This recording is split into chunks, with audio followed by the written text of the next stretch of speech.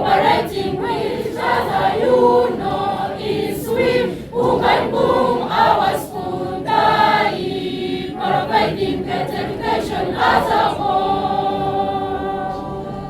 Kyabazinga, our mother, and only our school, we will obey and respect all the rules. Let's be role models to all neighbor schools through making Kyabazinga a good nation to live.